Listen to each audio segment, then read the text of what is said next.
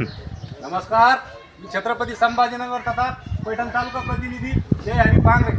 आज आलेलो आहोत आपण नायगाव जिल्हा परिषद शाळेमध्ये. या ठिकाणी आज शालेय व्यवस्थापन समितीची रचना करण्यात आली.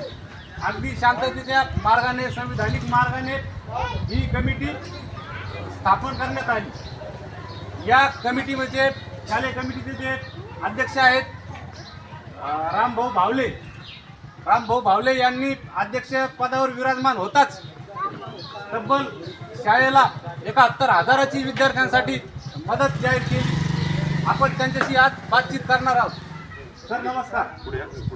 आपण शाळेला तब्बल अध्यक्ष पदावर विराजमान होतात तब्बल शाळेला 71,000ची मदत आपण घेण्याचा निर्णय का घेतला?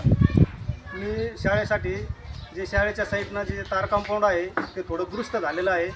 त्याच्यासाठी ही मदत किंवा आणखी शालेय साहित्य याच्यामध्ये काही गोष्टीत कमी अडचण झाली भाऊ, जास्त कमी, त्याच्यासाठी हा निधी दिलेला आहे.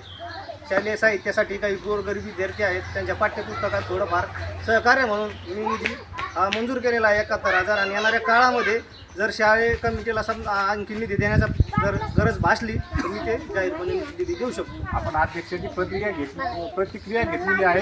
जे सांगण्याचं तात्पर्य असं आहे जे आपल्याला मिळालं नाही ते येणाऱ्या पिढीला देण्याचं काम त्यांनी केलेलं आहे. त्यांच्यासाठी टाळ्या. आणि उपाध्यक्ष आहेत त्यांनी तब्बल 15,000ची मदत शाळेला जाहीर केलेली आहे. आपण काय सांगाल सर? आणि समजा शाळेसाठीच जे गरज आहे, समजा ज्या वस्तूची आपल्या कंपाऊंड ते समजा त्यासाठी केलेलं आहे. सर अध्यक्ष उपाध्यक्ष यांनी शाळेला जी मदत केली याच्याबद्दल आपण काय सांगाल? बद्री आबा. निश्चितच त्यांचं कौतुक करणं योग्य आहे. आणि जे शाळेला गरज लागणार आहे त्यासाठी त्यांनी निधी दिलेला आहे. त्यासाठी त्यांचं कौतुक करावं तेवढं थोडं. संत रविदास वार्ता न्यूज प्रतिनिधी जय हरी बांगरे, पैठण.